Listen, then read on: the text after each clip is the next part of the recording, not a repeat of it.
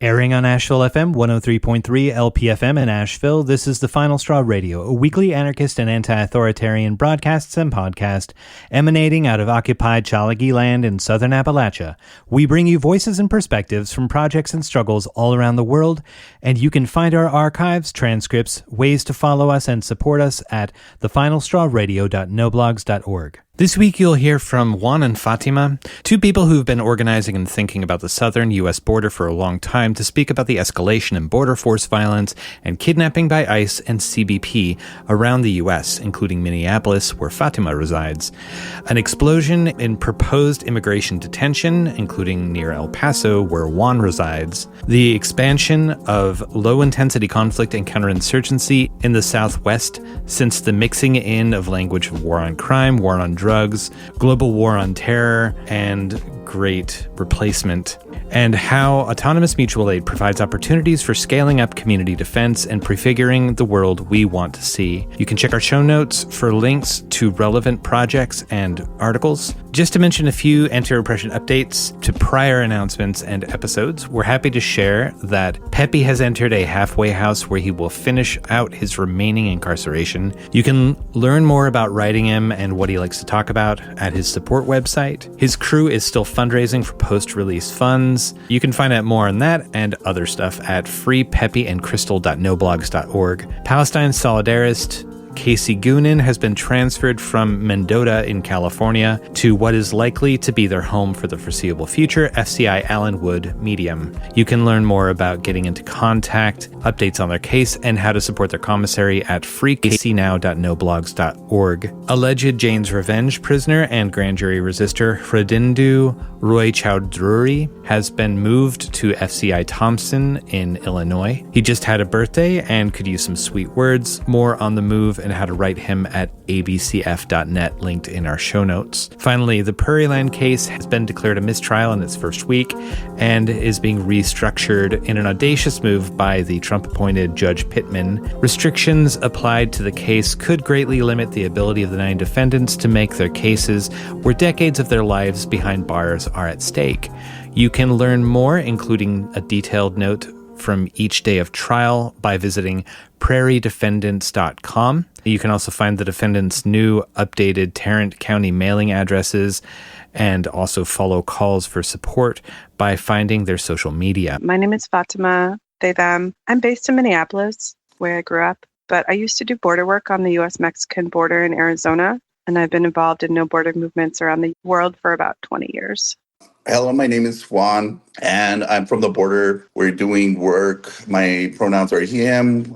Do work primarily on both sides of the Mexican-American border in El Paso, Texas, and Ciudad Juarez. And we're from a group called Casa Carmelita and La Cruz Rosa, which is a coalition of folks that got together to do water drops and provide aid for people trekking through the desert and the surrounding West Texas, southern New Mexico desert.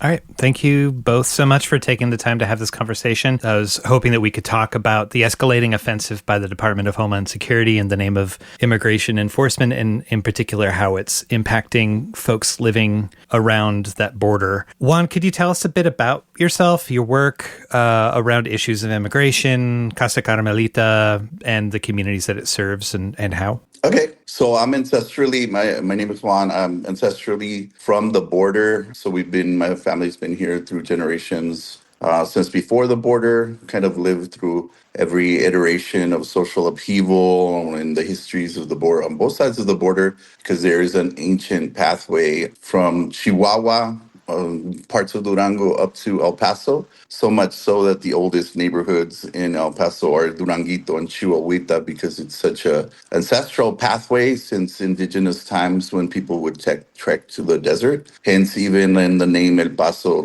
it's always been synonymous, even before the border, with migration. There just happens to be an imaginary line through there now, but up in Mount Cristo Rey, where we do water drops, there's tracks of dinosaurs because it was even an ancient pathway since prehistoric times. So I always stop. The University of Texas El Paso put a sign out there that shows a dinosaur crossing, and I always stop to make sure people understand that that little pathway between the Sierra Madres Occidentales, which are on like what they are called, what the mountain range is called south of the border, and the Franklin Mountains, which are what those mountains are called north of the border.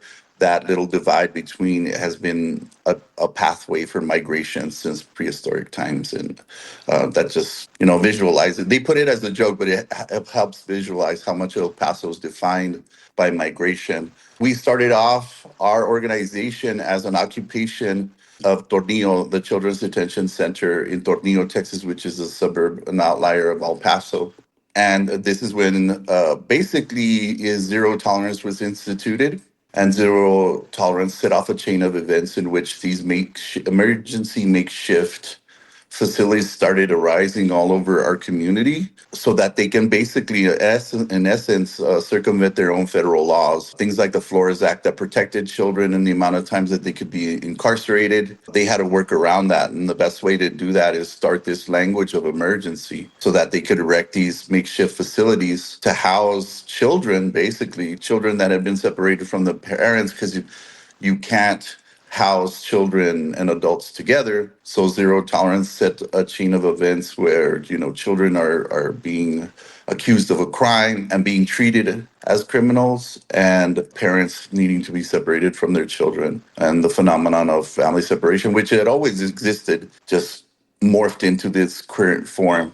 And out of that resistance to that occupation and the Children's Detention Center, we, a group of us from across the country, from Albuquerque, indigenous groups from Albuquerque, groups out of Tucson, autonomous groups or social-minded groups out of all the Southwest, people from the Baltimore Uprising and the Ferguson Uprising got together, and locals here in El Paso got together to basically put up whatever resistance we could and do direct actions and just do whatever we could to start setting off doing whatever we could to get the facility shut down, or if not, to make it as disruptive as possible. We settled into the port of entry, and we took over the port of entry that's there in terms of where the gates and such are there. And then when we got together, realized that El Paso, they were leaving migrants, dumping off migrants in downtown El Paso at the Greyhound station and other places in mass with absolutely no preparation. And now that's commonplace, but back then that was like a watershed moment here where they started doing that in mass. It eventually led to thousands, but back then it was just dozens. And so our occupation both turned to resistance and assistance, not just from resistance, but to a model of resistance and assistance, because we were sitting on all these resources that we were going to occupy for months. So we started distributing those throughout the community, sending our own volunteers to help the makeshift shelters that were popping up. And out of that was born a physical space for our work called Casa Carmelita, that eventually turned into a shelter and safe space for the most marginalized we were finding on the streets through our feedings and whatnot. And that was, in essence, our beginning. The work has looked very different as there's been different like iterations of emergency crises here, but the constant need for mutual aid and a model for mutual aid, where in the rest of the city it was following a very humanitarian and more predominantly religious modality. We were one of the first that started doing more of a model of mutual aid and community work, and that was not beholden to those models. So our current form, we're doing water drops. We're resisting the latest gargantuan detention center called Camp East Montana, which is supposedly can hold up to 6,000 people. There's already been deaths. We were letting the community know and protesting that since before the opening of the camp, but already knowing that just like every other camp, there will be deaths. There'd be outbreaks of tuberculosis, which there has been, measles and all manner of things. But this has led to the city kind of awakening to the fact that these gargantuan detention centers are bringing not only a stress to the infrastructure, but a lot of deaths and suffering on the part of migrants. So the city just recently passed, and we've been one of the groups at the forefront of that fight to stop the newest proposal for even a bigger detention center. And basically, in essence, like our current form is doing water drops and resisting the camps, the detention centers that are popping up and fighting any more expansion. And just recently, the city passed an ordinance in El Paso County to look into stopping the detention centers and not collaborating with detention centers. So that's been a success. But that's up to our current work and our beginnings. Yeah, thank you very much. That's so much work that y'all have Yeah. been doing. For a couple of clarification points, with the folks that were being dumped before in growing numbers that Casa Caramelita started as a response to and in like service with the community, were those folks that CBP was just like depositing on who were requesting refugee status and who were being dumped on this side of the border by that agency who had just crossed or were being processed through the South? Is that what was Yeah. Okay. I could speak. I was going to speak a little bit further on that in the follow ups Okay, question. I can ask there Yeah. then. We can, yeah. Okay. Cool. Yeah, but in essence, they were all with the phenomenon of dumping asylum seekers Yeah. into communities with absolutely no recourse, no self sufficiency and no plan on the part of authorities or the state. That was what we would call one of the beginning episodes. This wasn't the only one, and family separation had already been on a trial basis here in El Paso because all manner of laws and policies are implemented in El Paso first. Mhm. We're kind of a testing Yeah. ground for them, and then implemented across the country. But that was the first iteration on that scale here, and of course that's commonplace now across the country. And just, I'm sure that you'll address this too, but like the East Montana facilities are housing folks that I assume are people that have been kidnapped from other parts of the country and brought down towards the border. Is that right? As opposed to people that are coming across, or is it a mix of the both? According to them, it's people within the first 2 years and predominantly asylum seekers. But as everybody can clearly see, they violated those. Like, if there was ever a rule, it was surely violated long ago. And in our support work, because part of the work we're doing outside of the detention center now, which we didn't know that's what we would be doing necessarily, was supporting the families that go, because the detainees families sometimes have to come from all over the country to see their loved ones, and so they have to pay for Ubers. And mind you, these are all poor folks that are coming from the most marginalized societies in the global South, and still to visit loved ones are having to pay for hotels, Ubers, and whatnot. And that's one of the things that we're trying to do to make it so they can see loved ones, get married. Sometimes we're in the process of doing that a couple of times. But yeah, it's supposedly people within the like certain parameters. But from what we've seen, it's all manner of folks. People who've been here for decades, people who have just recently arrived, people who have all kinds of legal statuses, American citizens in some case. There's no rhyme to reason other than it seems who they can catch, who they can kidnap. And it's people from all over the country now. We're seeing people from all over the country, especially Minnesota, places like Chicago. A lot of people pass through here. Fatima, about a decade ago, you wrote this really good essay zine called The Insurgent Southwest. What experience can you share about borders since you've worked around a few of them? And can you briefly synopsize the zine, share what motivated you to publish it, and where you feel it sits after so many years? Sure. So I published that zine in 2013. And at the time, I'd been doing border work on the US-Mexican border for about 6 years. And I had primarily been doing that work with the humanitarian aid organization that was shifting over from humanitarian aidism model into a more mutual aid model. And I wrote the zine because a friend, Christian Williams, was putting an anthology together about counterinsurgency and wanted essays that were about the application of counterinsurgency and low-intensity warfare in the US. So I think for me, I just wanted to clarify common misconceptions people have about border policy. Folks think the main purpose of border policy is to stop the flow of migration, but it really isn't. The main purpose of border policy, and specifically counterinsurgency on the border and now in the interior, is to manage mixed status communities. And I think, we can think about the trajectory of counterinsurgency domestically on the border as an increase in internal checkpoints, deputization of the police, of vigilant citizenry. And these controls all get justified kind of the same way historically that the prison boom did, the war on drugs, racism, a myriad of fears about crime. And the inward expansion of the border is really kind of a careful balance of hard and soft controls as are enacted by police, military, paramilitary, nonprofits, and civilians. And I wanted to offer just a simple tool for folks to understand the difference between hard controls, which are things like imprisonment, deportation, torture, deprivation, assault, and death, which a relatively small number of people participate in, to a soft control, which is information gathering, reporting to state authorities, psychological operatives, and ideological warfare, which increasingly are kind of woven into our daily lives. I think, counterinsurgency presents the blurring of police and military functions as an inevitability, and it focuses on managing populations within a territory. And it really wants to normalize a level of surveillance that is participatory. So I wanted people to understand that border militarization, internal controls only really function well because people accept kind of like the discursive logic of those categories and what they're policing.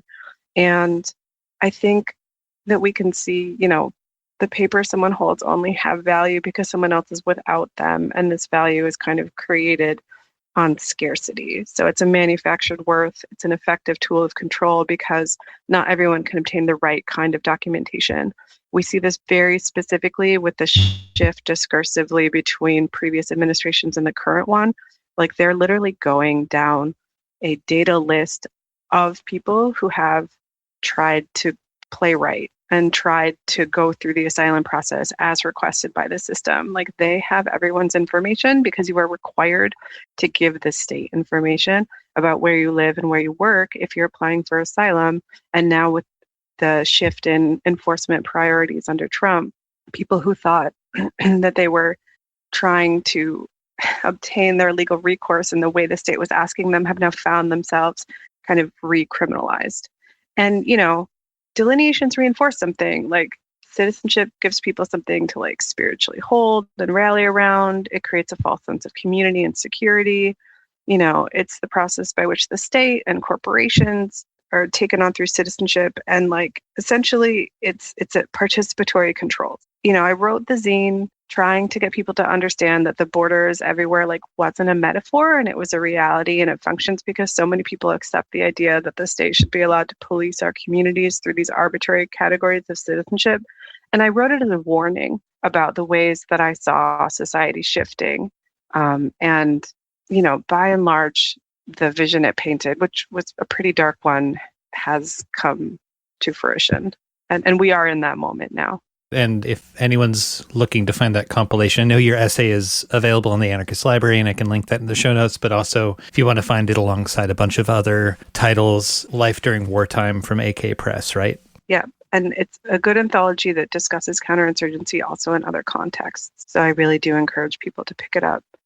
Yeah, and I believe in like 2012, maybe I did an interview with one of the editors, Will Munger, or one of the contributors at least to the compilation, if folks want to find that linked in the show notes also. So how is detention generally, and immigration detention in particular, in Texas since Trump's first administration changed through the passing administrations? And where does it stand now in terms of conditions, oversights, and who runs them? The corporations that are really at the core of this privatization are groups like Geo Group, Core Civic, aviation providers like CSI Aviation, technology firms like Palantir, other major vendors, Dilatoni, MVM Inc., AT&T, General Dynamics. And there has been a huge influx of federal funding into expanding DHS. It is one of the best funded parts of the government currently, and it's expanding at a rate that we have not seen previously. And the groundwork for this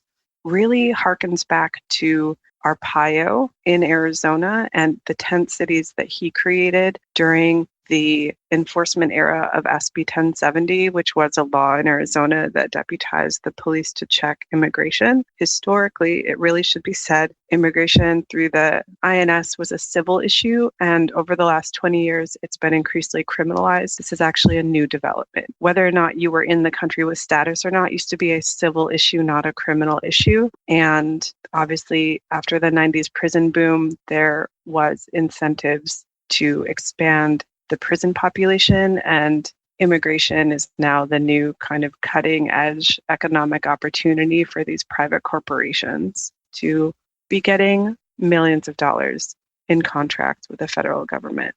And I could go down the list of which companies for like a much longer period of time, but all of this information is available online. And these companies are transparent about it. I mean, they're sharing these growth opportunities with their investors and putting this information on their websites because they are proud of this model. To the specifics of detention in Texas, I will let Juan talk more about this, but I think it is not hyperbolic to discuss these detention facilities as death camps. There have been 17 measles cases in El Paso, 13 of them are in East Montana. There have been 3 confirmed deaths in the last 3 months of the 9 people killed by ICE, and they're directly related to people being assaulted and killed by guards, medical neglect. They've been shifting how they process deaths in custody. They've been shopping around for Office of Medical Examiners who will not do things like declare deaths homicides, and they have shifted over who's processing those bodies to the military base because they don't want to be held to account for deaths in custody. And with the planned expansion of detention that the federal government has planned, we will only see an increase in deaths in custody. You know, I think it is worth saying that this is not the first era of heightened deaths in custody. There have been many people over the years who have died in custody, but just in the last 3 months alone, and folks who are dying in custody are dying because they're being held there and because they're being abused.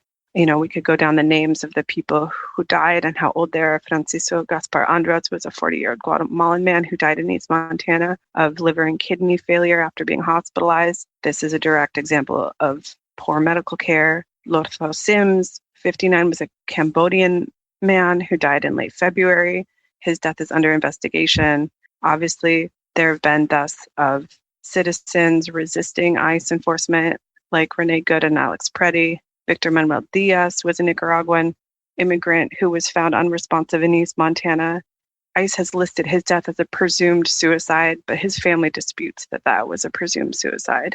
You know, Edgar Sanchez Dominguez was a 34-year-old Mexican national. He was found hanging in his cell in the Robert Dayton Detention Facility in Georgia. Parody Lau was a 46-year-old Cambodian immigrant who died in Philadelphia, ostensibly due to organ failure. Luis Batun Jan Cruz was a 68-year-old Honduran immigrant who died in California from heat-related issues. Luis Gustavo Nunez Carceles was a 42-year-old Honduran immigrant who died in a Texas hospital after multiple medical emergencies while in custody. And then Hernando Lunas Campos was a 55-year-old Cuban immigrant who recently died in East Montana. And his death was ruled a homicide by asphyxiation, and there were witnesses who have since been deported. So I think this paints a very dark, dark picture of impunity to assault and kill people in custody, and it's very clear that there will not be legal consequences for ICE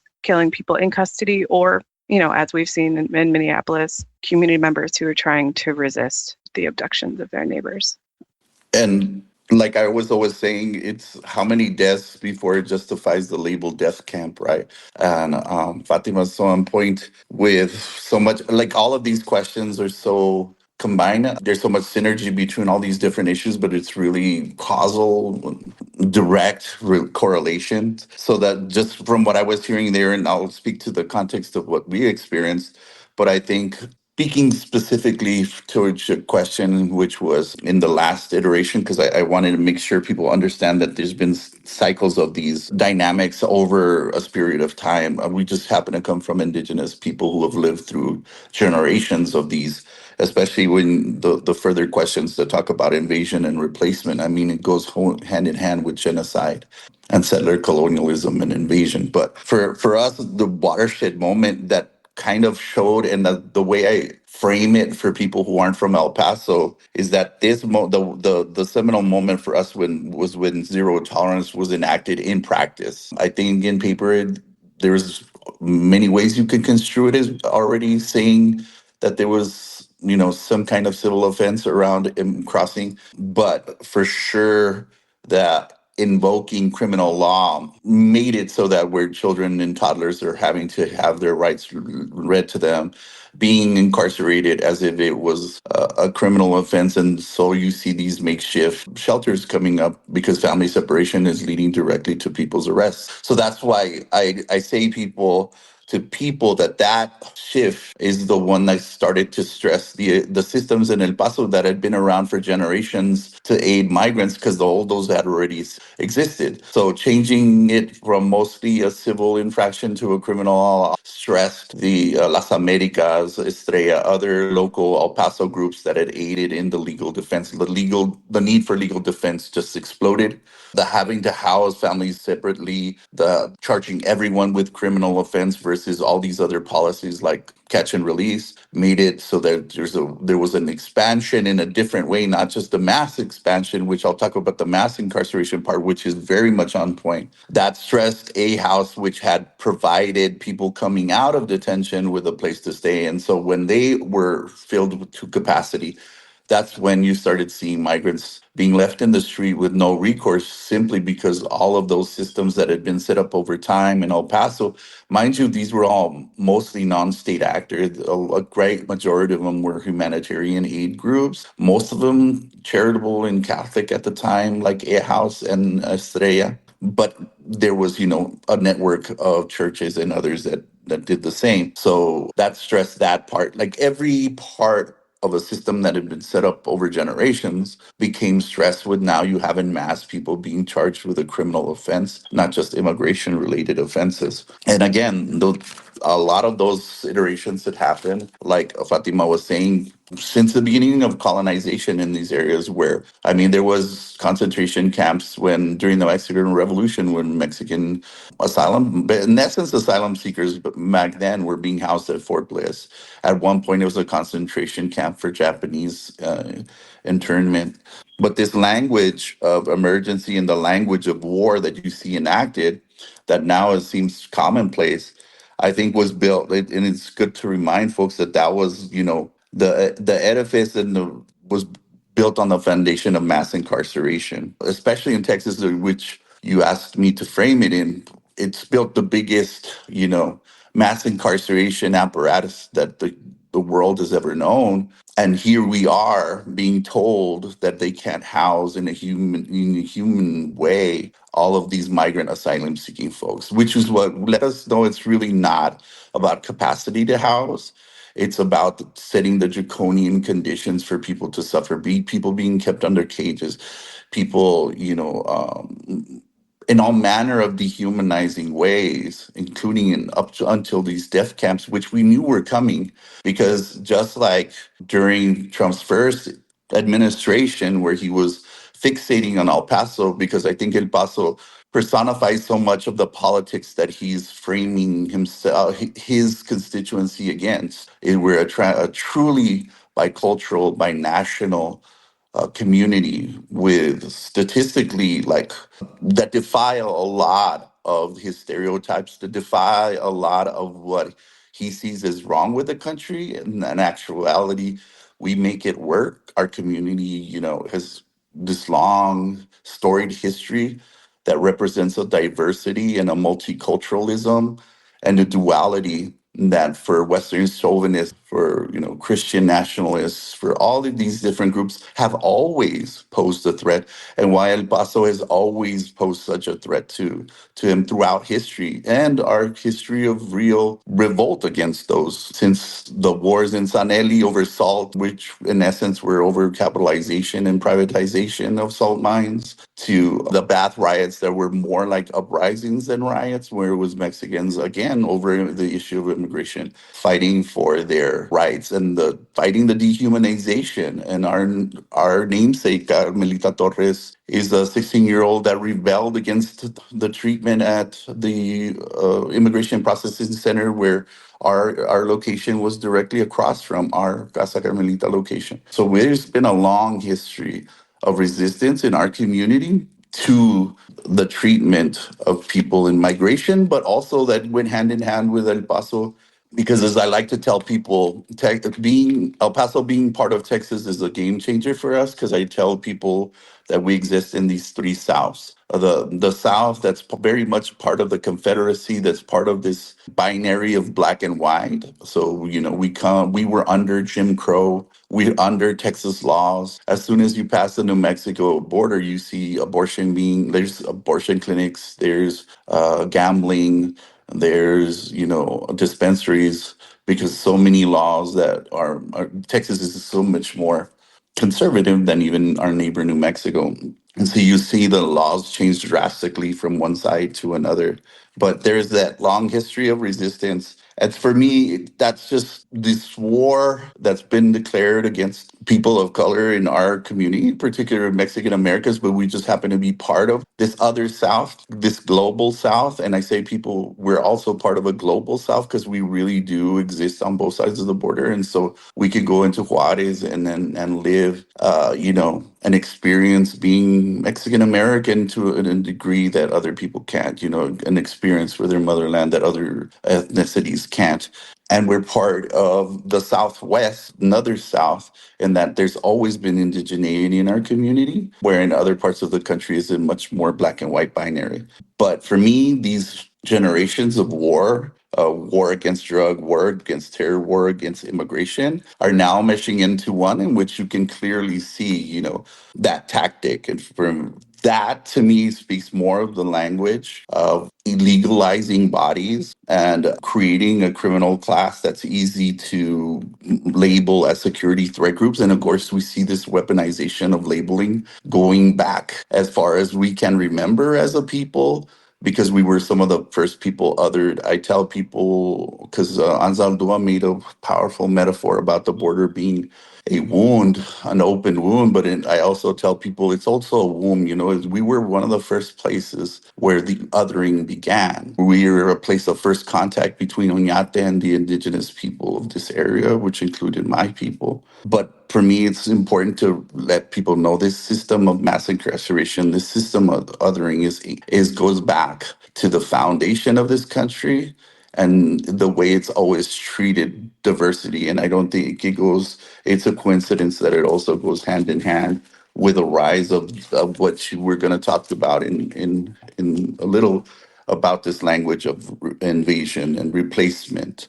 That has always come whenever people of color have become a perceived threat to the nation state. Like, I totally agree with you that the language of replacement and invasion has been like cyclical, pretty omnipresent in wider like U.S. culture historically, but there has been this growing fixation by conservative elements and the Republican Party, maybe just again over the last decade or so, maybe a little bit longer, talking about the Southwest and talking about the border regions in terms of great replacement and in terms of invading armies. Can you talk about like the normalcy of this language of genocide in the U.S. political landscape? Do you think that this reflects some sort of hegemonic, like overall U.S. viewpoint outside of just being in the Southwest region? Is it an amplification of one side of an increasingly divided society with, people talking about the slow civil war going on in the U.S., or do you think it's something else? Is that directed towards me? If you want to pick up there, that's great. Yeah, because I mean, kind of left off on that language because it's very much been part and parcel of it. And you're right. For me, the attack on immigration also coincides with the attack on anti-diversity, equity, and inclusion programs, the rise of Western chauvinism, the language of genocide that also includes this language of pro-colonization. For a long time, for as long as I can remember, my generation was sold, was constantly being courted by the right wing, especially here in Texas. That's such a it's been a target for right wing, especially under Bush, trying to court our demographic, our Mexican American community into becoming more, if not centrist, also like right wing. But where we didn't hear, it was much more covered up the language. There's a lot of the language that we now see coming forth that's much more overt about Western civilization. I remember that the census, the near around 2000, where it was a very marked difference in the attitudes of people saying, we're going to become a majority country. And people will actually laugh about it and say that we were going to become majority. But there are a lot of us who had been lived through that kind of ethnic violence and racialized violence knew that always comes with this perceived threat and that people should be taking it much more seriously as a threat and not just something as factual. But it's for us that grew up under the old, Southern kind of racism that had existed since the formation of the state. Recognize this diversity, equity, inclusion, this Western chauvinism, this language of genocide and pro-colonization is a form of, the white supremacy and ethnic cleansing that it had been enacted against our communities. And if people remember some of the first language, especially during that first administration that I say that Trump was fixating in El Paso, he started off with Mexican Americans and expanded from there. As a matter of fact, a major part of that language was his use of groups like the Mexican Mafia, Mara Salvatrucha. But as a person who writes about this extensively, have to remind people these were all born from the criminal, the criminal justice apparatus of the United States that we exported abroad, and the United States government was fully aware that we were exporting this social problem to countries that didn't have the infrastructure for it. And the United States government was born. I have groups there. There's a particularly disagreeable gentleman named Matt, by the last name Manwaring, who had talked about this and talked about the potential for these groups as they were mentioning as insurgency, non-ideological insurgents. Of course, he was using that language to scare, but in essence, very fully aware of understanding that we were exporting that social issue to a country that couldn't. And that set off cycles of young people coming up here, escaping those very gangs, mind you, from a dynamic that we had created.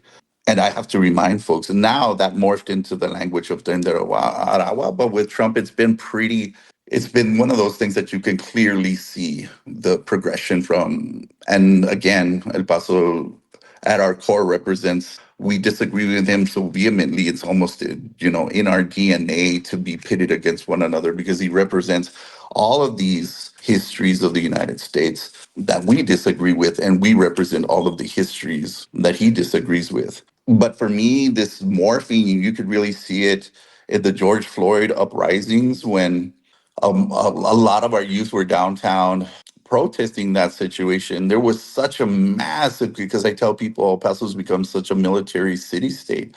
There was such a massive presence of law, what you would call law enforcement. I imagine at this point, I don't know what you would call the entire apparatus, but you couldn't differentiate between who was BORTAC, who was police, who was military. And for us, that was the true moment in which we understood that had all morphed into one citizen and uncitizen alike. I mean, the Walmart shooter entered into that Walmart with absolutely no regard as to whether or not people were citizens or weren't citizens, and used that exact language that back then, at least people like at the beginning at face value would say that was even Trump was hesitant to just come out and support that language of invasion that we had been hearing since the 2000 census, and especially after 9/11, where it's now become, commonplace in the right wing, like not even an extreme right wing, but in the Republican Party itself, like as mainstream as it can get.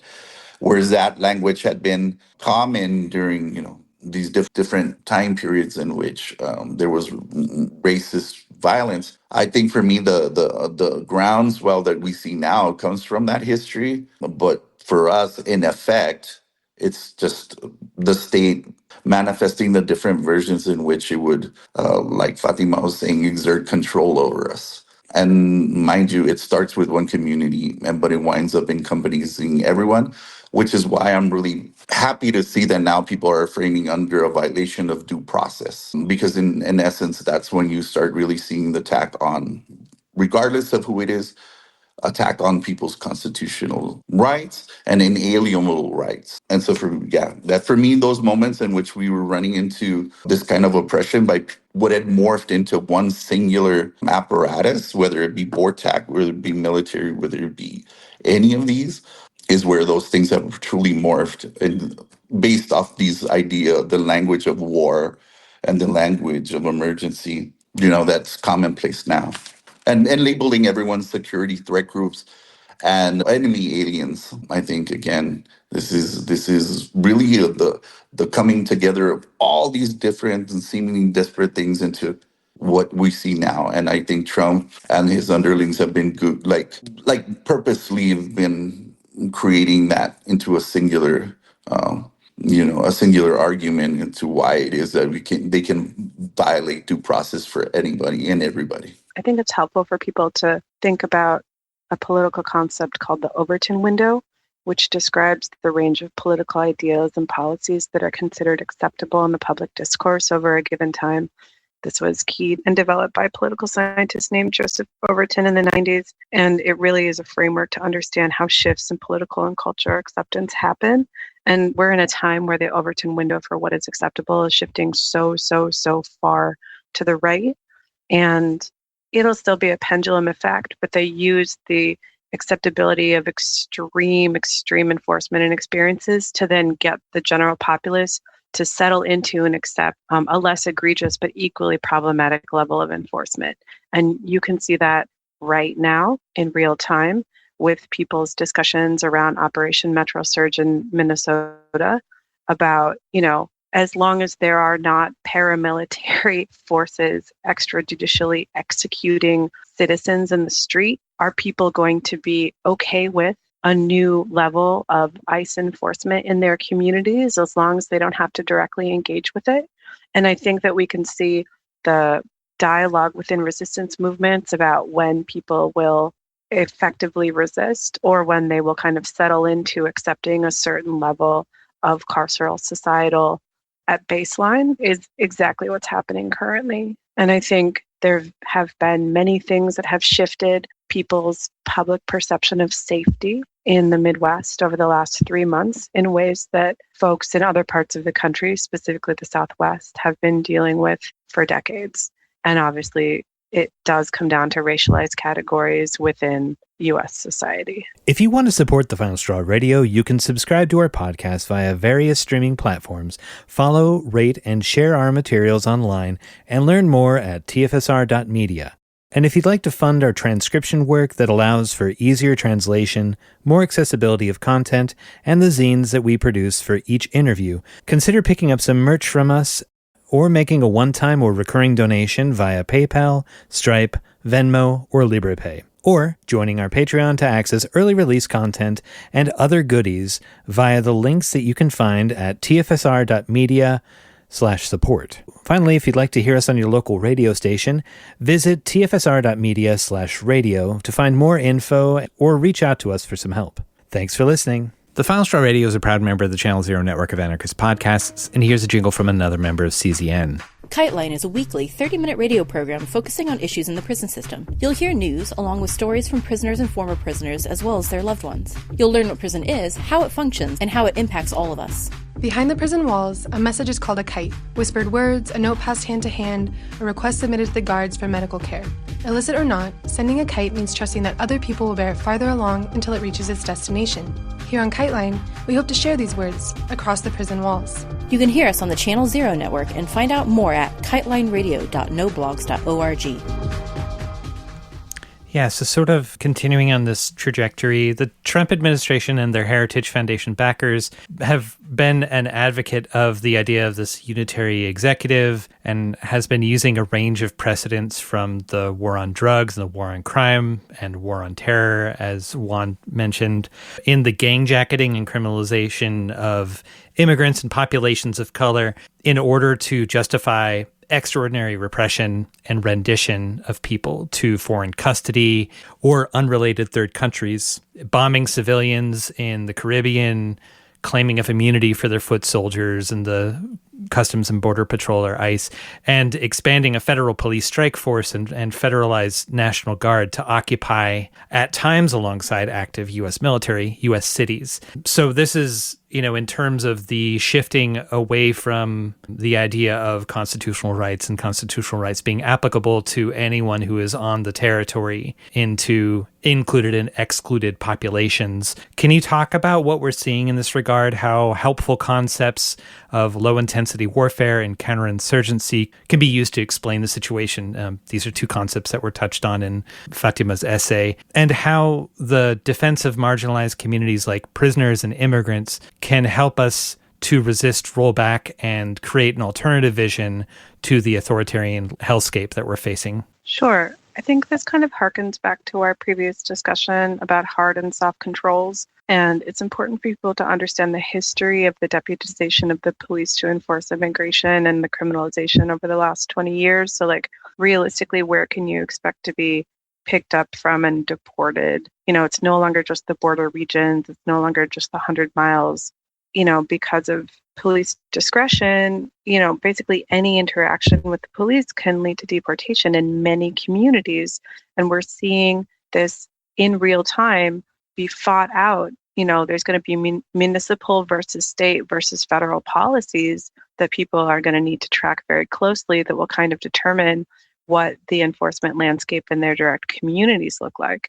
And this does have a direct correlation to low intensity warfare and counterinsurgency, because it's not just about the paramilitary forces in the street. It also has to do with enforcement being really rolled into people's everyday economic livelihoods. So we're seeing an increase in enforcement for categories like social workers, hospital workers, who are not traditionally considered to be part of a management of a civilian population. We saw that with Operation Metro Surge, where they really were focusing on vulnerable spaces in our communities that have been historically sanctuaries against enforcement. Hospitals, churches, shelters. There really was no space where people were safe from enforcement. They were kidnapping literal children from bus stops on their way to school. They, Bovino was throwing gas outside of high schools and elementary schools and playgrounds. And there was no area in our social fabric that was safe from this level of enforcement. And it's very disquieting when people who perceive themselves as being part of a helping profession, folks who work in social work, folks who work in hospitals, are being asked to participate in a deportation infrastructure. And, at this point, the idea that people get taken into custody and are actually returned to their countries of origin, that would be a middle outcome. Like, what is actually happening with the changing judiciary and deportation infrastructure is that people are being deported to third country holdings where they've literally never been and have no status. Or we're seeing increasingly proposals that being in the U.S. without immigration status is a reason to be held indefinitely in detention. And there's some very scary laws coming up for passage in certain parts of the country that are creating an effective system of bounty that encourages people to hunt others who are in this country with mixed status. And we're at a very vulnerable place for how we will respond to this level of enforcement.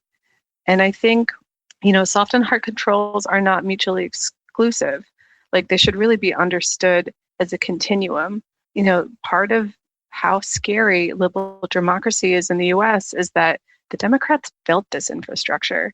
A lot of the infrastructure for family and youth detention really came up during the Obama administration and was codified through management of unaccompanied minors. And I think, the implied threat and power of border enforcement in our communities, there's no safety or no check. I mean, the military being able to be deployed to urban centers in the US should be a development that gives everybody pause and needs to be resisted in a way where people start to understand that they are a part of an active resistance. And people really shield away from, and they want to play kind of respectability politics around criminalization. And I really need people to start to conceptualize their resistance to the current fascist regime as something that will put them outside of a category of citizenship where they've felt safe and where they've felt unencumbered. So I think, impunity to kill is just part of the military culture of Border Patrol, and it has been for a long time. And we're seeing a huge influx of new agents, untrained agents, not that the trained agents are any better, but you really saw what it meant to give hundreds of people who were joining up for ideological reasons access to less lethal weapons that are often lethal. A lot of the injuries that happened during Operation Metro Surge had to do with crazy car accidents and chases that were happening between ICE and civilians. And the impulse to flee when you saw this occupying force was like the correct one, because they've been able to extrajudicially murder people with really no legal recourse. And I think the complete disillusion of judicial law as we know it in the US is something that the Trump administration is succeeding at. So I think, imposed occupation is a participatory process. This is going to be a part of people's everyday lives. It's reinforced through categories of criminality, and people really need to start reflecting on and looking at what it means to kind of conceptualize themselves as being outside of any kind of security, respectability. Like, the state will see you as an enemy. And if you are resisting what's currently happening, and you have to decide what you're going to do about it. Well, just I'm trying to recover because so much of that is exactly, and I think for me in particular, it's been embodied in that sense of the resistance you mentioned.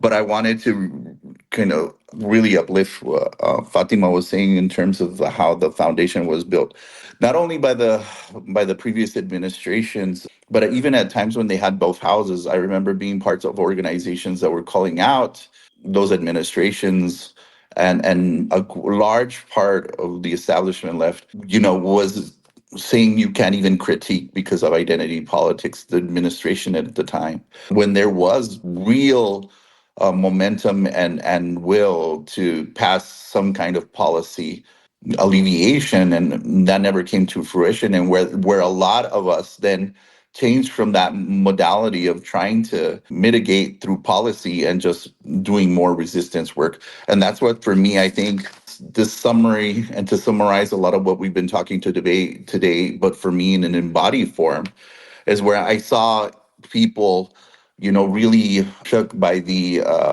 images coming out of Sikot. And it was just, to me, part of that leftist hypocrisy, where in some circles where I was like, how can you empathize with that, which rightfully you should, but not with the bald-headed Mexican American kids that are living that experience, and all manner of young people of color on the border that experience that similar treatment in the Texas prison systems where I grew up.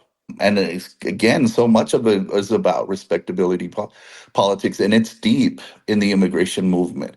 And that shows the centrist kind of inclinations of a lot of the people who have posited all of their arguments based on that rhetoric of the good immigrant.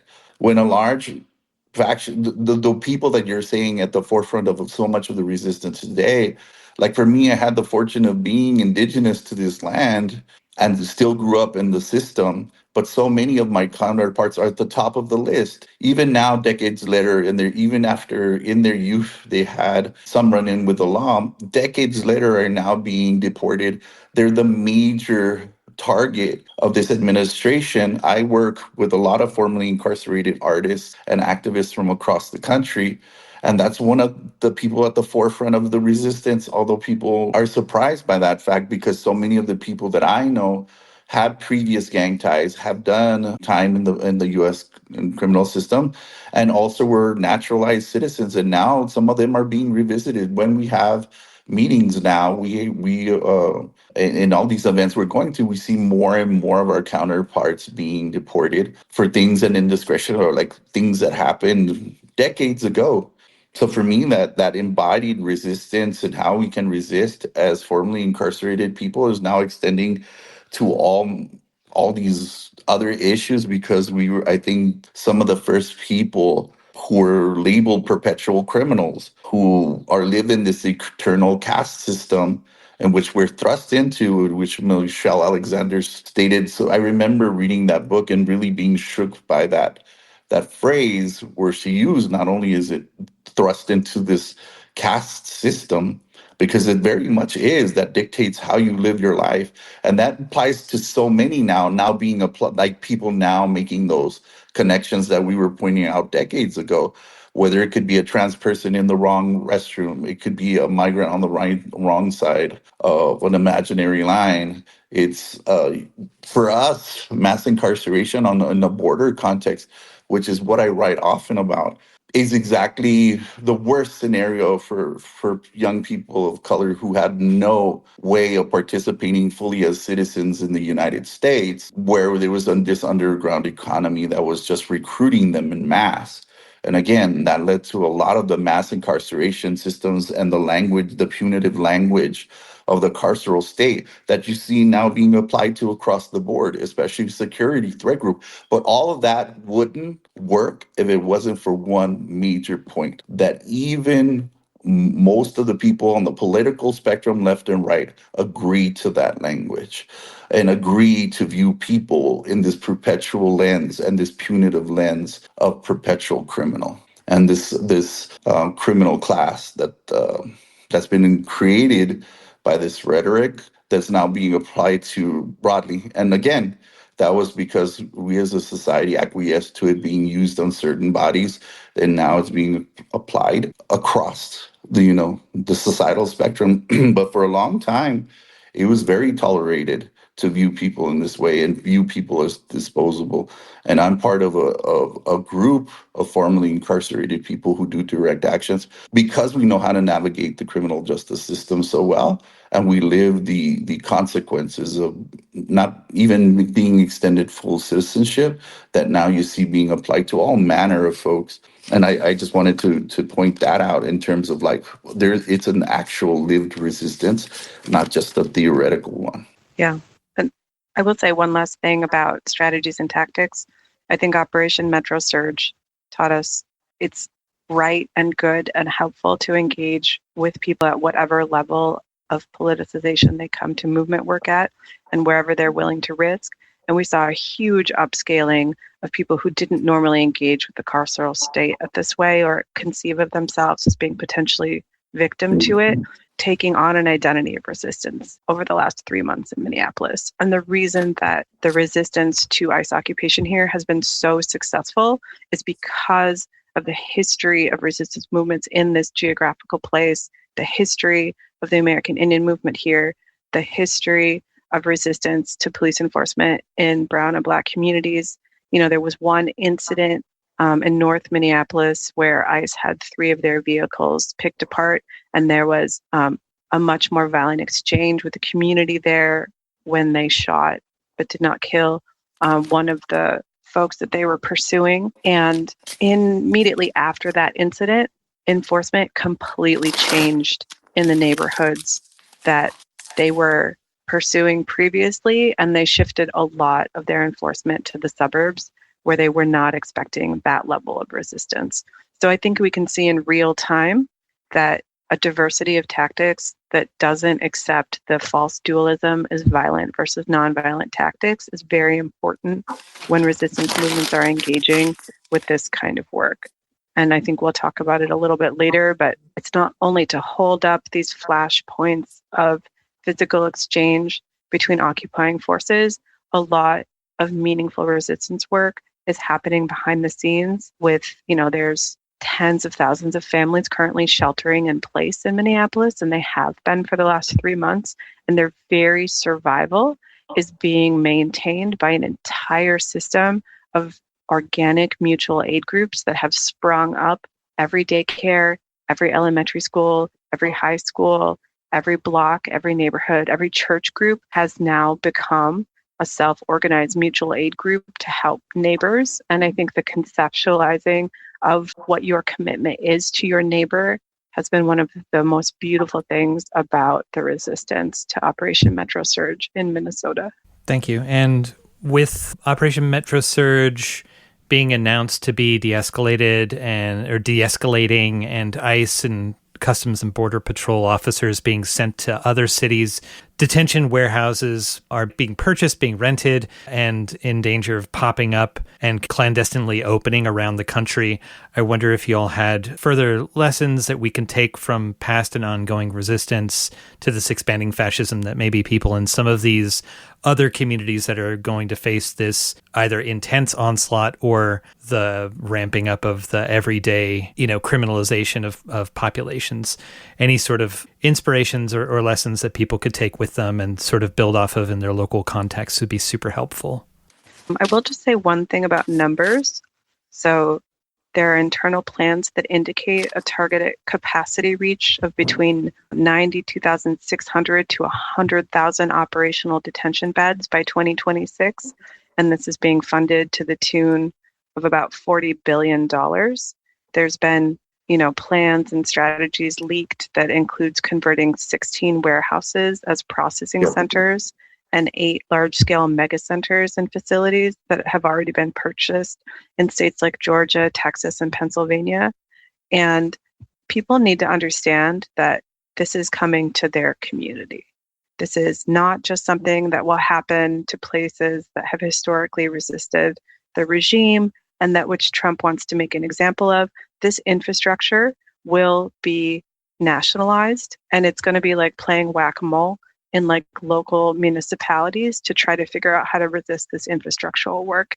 And I think a lot of the resistance is going to shift from a very like immediate resistance to enforcement or sustaining of families in hiding to kind of community-based campaigns like we've been seeing resistance to data centers that are going to need to do a lot of cross-cultural and community-based campaigns to really attack the growing infrastructure of these detention facilities. And they will be built. They will eventually be built in communities that are not prepared to actively resist them.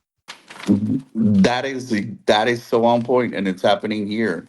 And it's not even a stretch into how you bring them, into the same topic. And one of the things that I really wanted to highlight before I get to some of the everyday things is that data centers here have gone hand in hand with these expansions.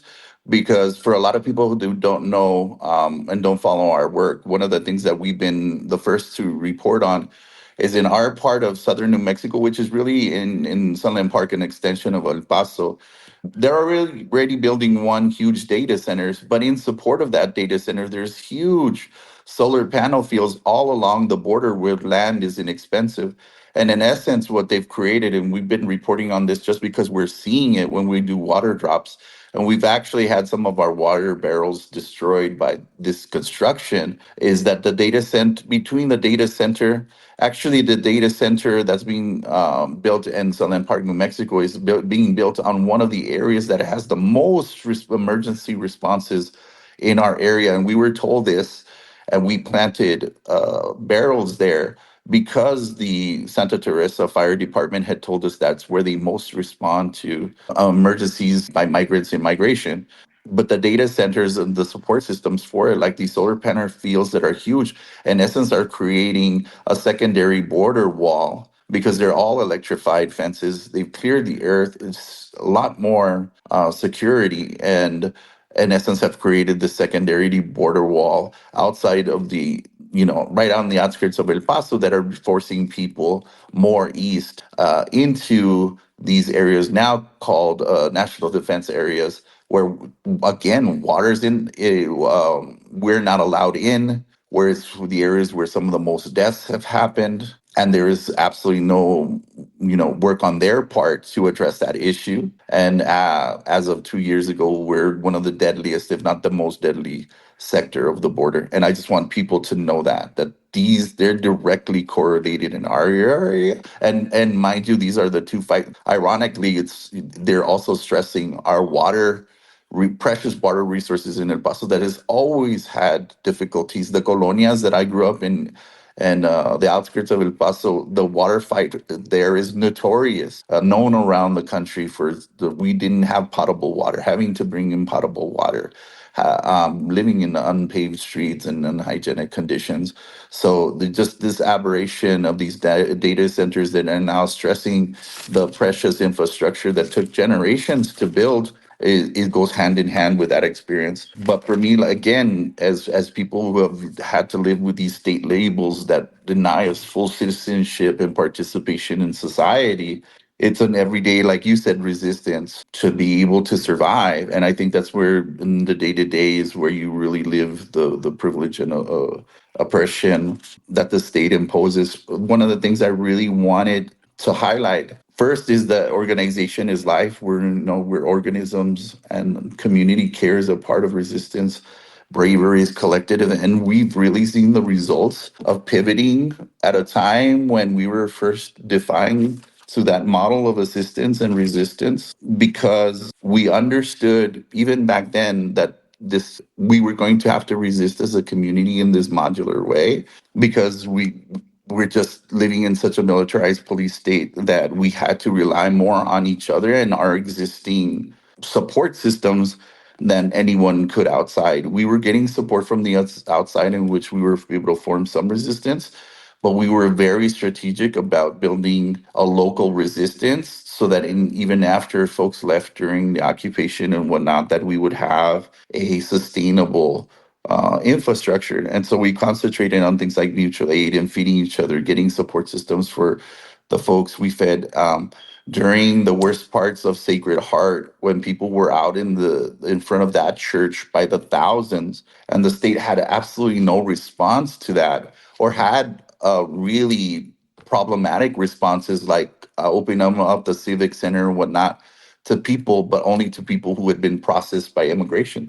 And at that time, it was mixed, and so became a humanitarian crisis that we responded to in a way that was more mutual. So we started feeding folks that they couldn't, and build an infrastructure off feeding, community feedings through programs we called Food Not Walls and others.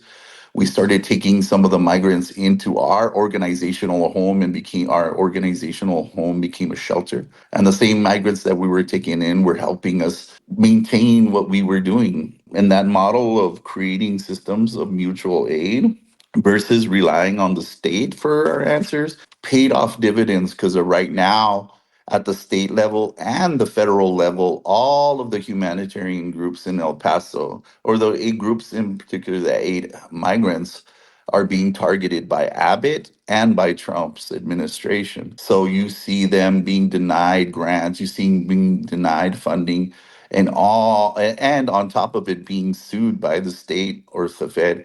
And just an all-right barrage of repression, whereas our infrastructure was much more people oriented and popular. And so we don't rely on a lot of those systems, and where they have been floundering because of the lack of support on the part of the states, we've been flourishing because we built in networks of support that span the country, from EMA in the Northwest to all of the immigrant support groups out of DC and Baltimore. And we mutually supported each other, because the way we support them when their loved ones are kidnapped, and we support them here supporting them in the detention centers here, and they also support the folks that we see leave our community and go into some of these areas. And so it's been our network of mutually supporting one another has really paid off in terms of being able to resist in a sustainable way. because, it directly comes from us pivoting to a model of just resisting to one of assisting, and they both became the same, because now assistance has become a form of resistance. It's being aiding migrants is becoming criminalized. So for us, that's become a real insightful moment in which we chose to change to a model that was more based on mutual aid, and we've like shown our community through actions how supporting on one another, counting on one another, and organizing around us. Like, organization is life. It's really brought our community to life in terms of resistance.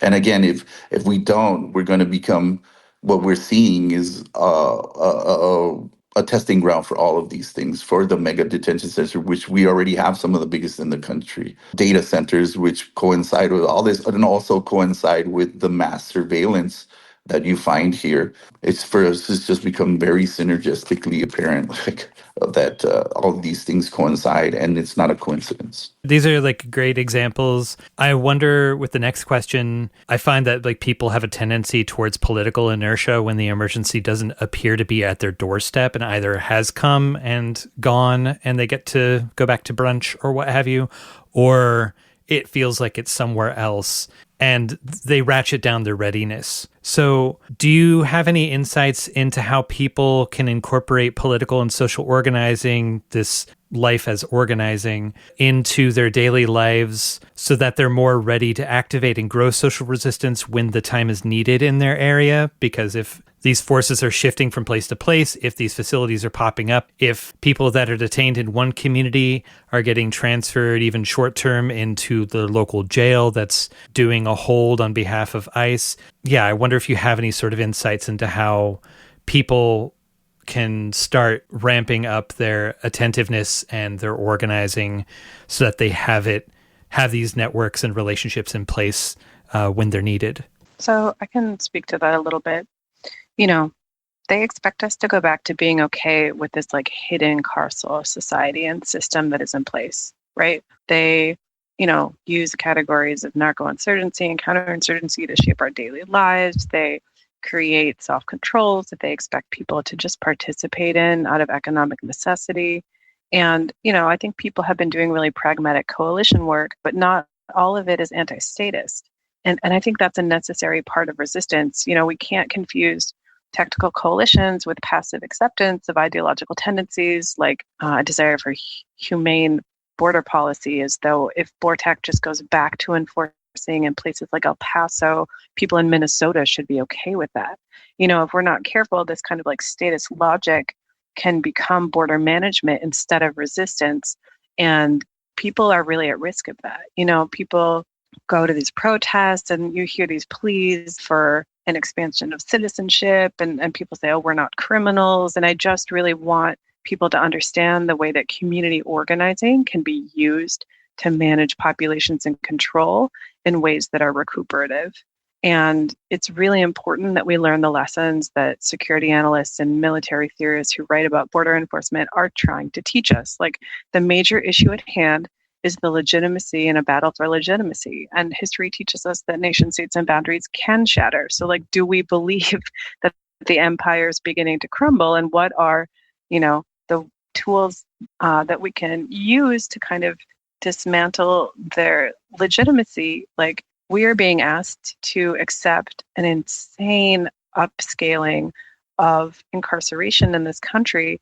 And people would be willing fools to think that it won't eventually expand to include someone that they love, even if they are not currently part of a targeted population. So I think we can see with Trump's desire to strip certain people of citizenship, I think we can see, for example, the state of Kansas just this week has demanded that all transgender people turn in their driver's license, and has basically stripped them of their right to vote in that moment, however you might feel about that as a strategy, and also their right to exist within the state. So I think, we know from experiences in the border what the state is doing, and we've experienced it now in the Midwest, the paramilitary violence, volatile racial exchange, mass incarceration. None of this is a pretty picture of the future. But the one silver lining is that like the state is losing its mask of humane governance and people can take a position on methods of social control. And they're going to need to, I think the security industry is huge because it plays on people's feelings of dealing with an unstable world and like resource scarcity. And I think the beautiful part of resistance to what's currently been happening in Minnesota is how people have rejected the scarcity model and they've said, no, there is enough. We can help our neighbors. I'm part of a hyper local mutual aid group that just makes sure the families on my immediate block have food, their kids can get rides to school, their rent is paid. We are seeing people become intimately involved in the well-being of their immediate neighbors in a way that we had not historically. So I think mutual aid is absolutely about political survival, and we need to really think about how we are able to resist in different ways and also how we are going to be complicit in different ways.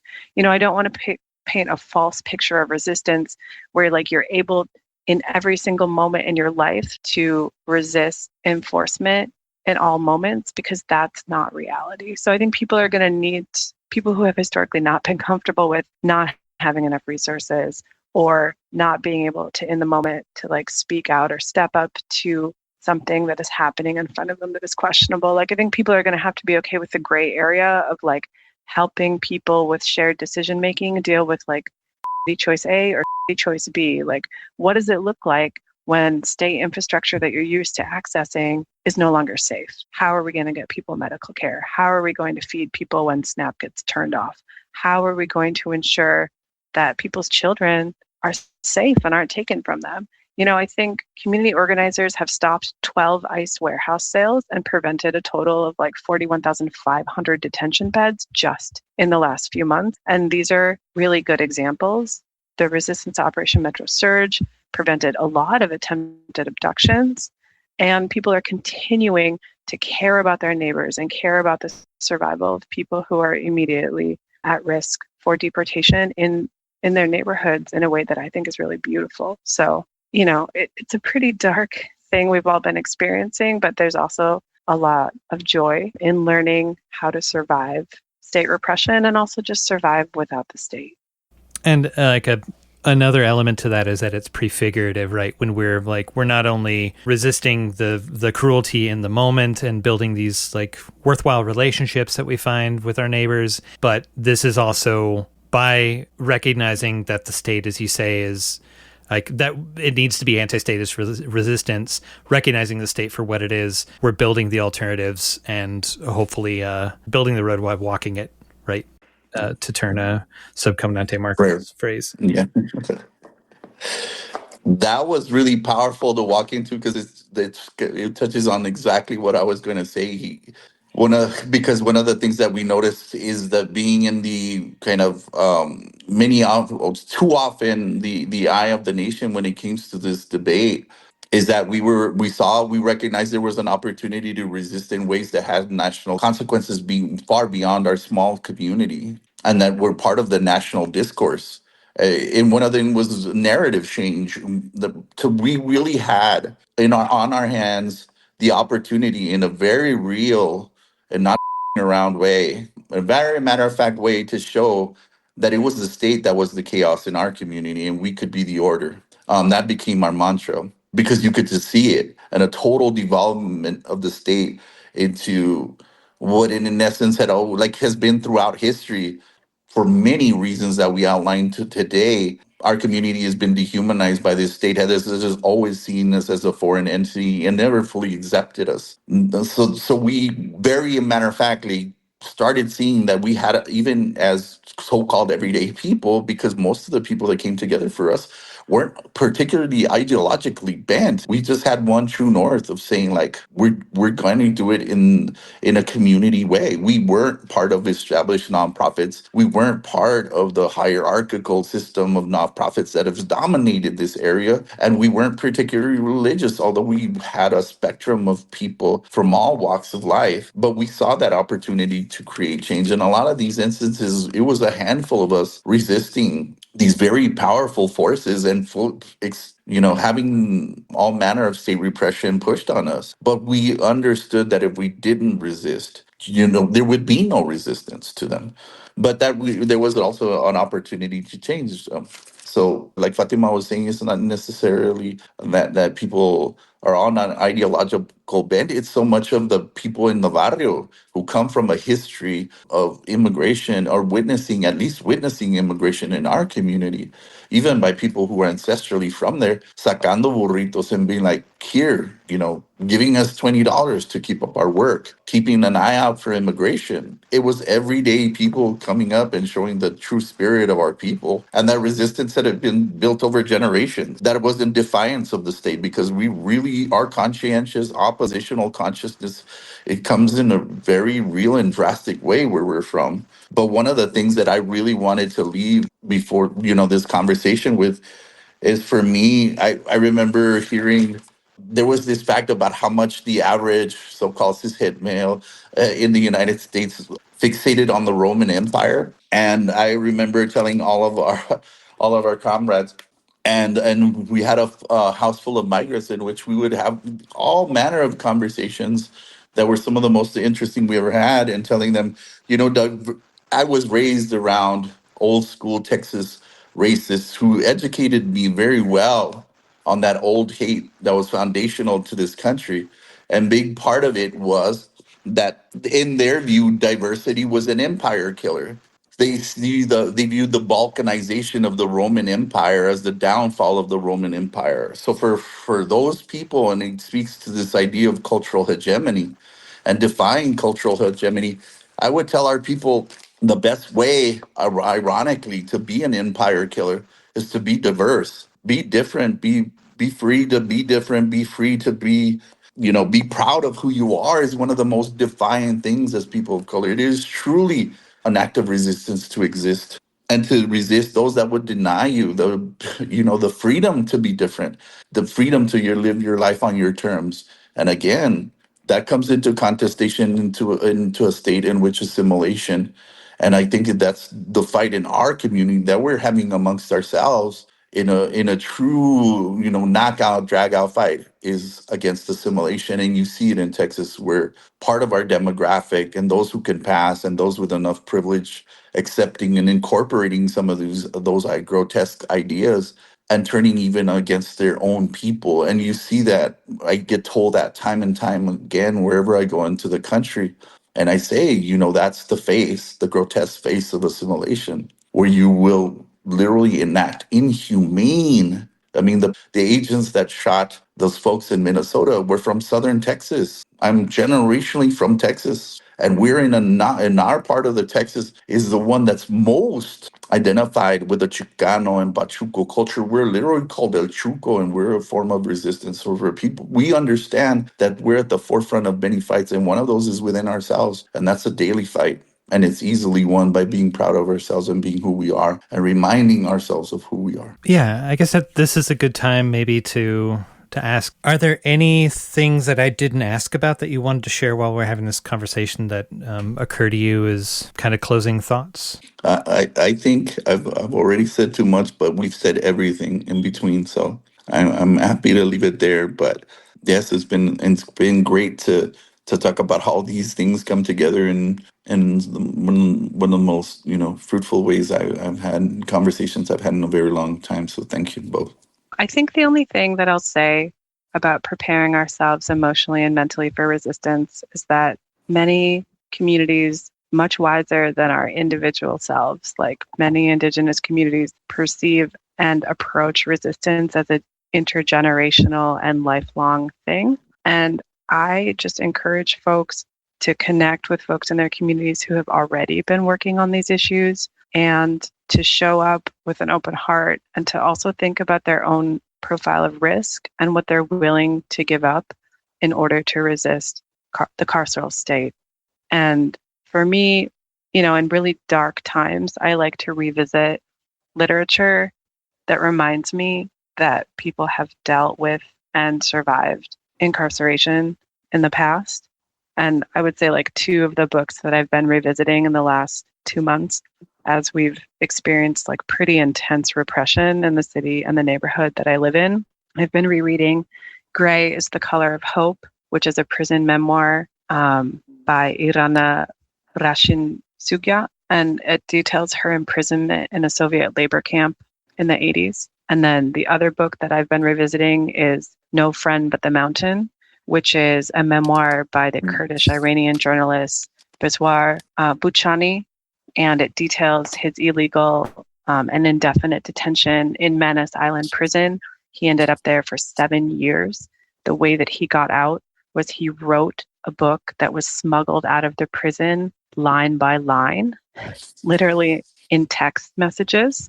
And then he was able to escape because he got invited to speak at a literary conference somewhere where he was able to apply for asylum. And I think those two texts are really beautiful examples of the like tenacity and the persistence of the human spirit under really extreme conditions. And I think that we all need to be preparing ourselves to be considered like high priority for repression by the state. And I think you only have to look at the FBI's recently published, I don't wish that for our communities, but I think that people need to understand. And also, I think one thing that we didn't touch upon in our interviews is the fear people have of being separated from their children and the endemic sexual abuse that is happening in family detention. This has been noted. This has been an issue of like many legal cases brought against Southwest Keys, which is the operational organization that was in charge of family detention.